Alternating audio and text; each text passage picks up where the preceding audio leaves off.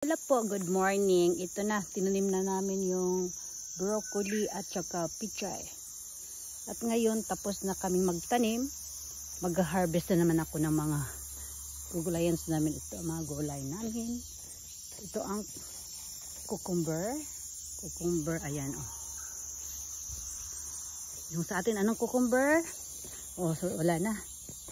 At saka itong ampalaya. Baka meron pa sa loob. Oh, ayan. At saka itong ayan. Yung string beans. String beans na yun, mahaba-haba na. Ito ang bell pepper. Marami-rami na rin ang bell pepper. Ayan. Ito, mahaba-haba na rin. Bell pepper. Ito ang papaya ko. Ayan, bumulaklak na ang papaya ko. May bulaklak na siya. Ito ang kalabasa. Andoon na sa itaas. At ito ang kamatis. Okra. Shokay shimasu ne. O, ayan, okra na.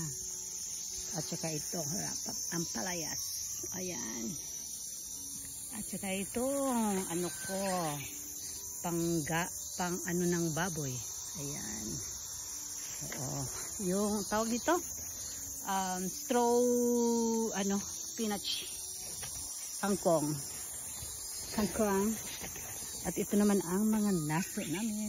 Mga talong-talong. Ayan na. Talong-talong. At saka mga talbos ng kamutis. Ayan, ayan. O, ayan. Ang dami ng talbos ng kamutis. Salad ko ngayon. Ayan. At tapos na kaming magtanim.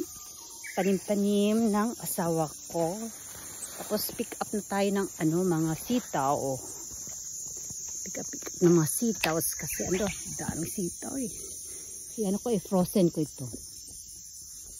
Frozen. Ito. Sitaw. Sitaw. Andiyan lang sa baba mga sitaw. Talagang sitaw.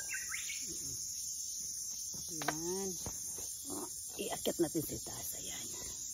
May mga sitaw pa. Saan din sitaw? Ito. Sitaw. Sitawin. Sitawin. Dito rin na marami din sitaw. Ayan. Sitaw. Eso es un ganeo. Okay.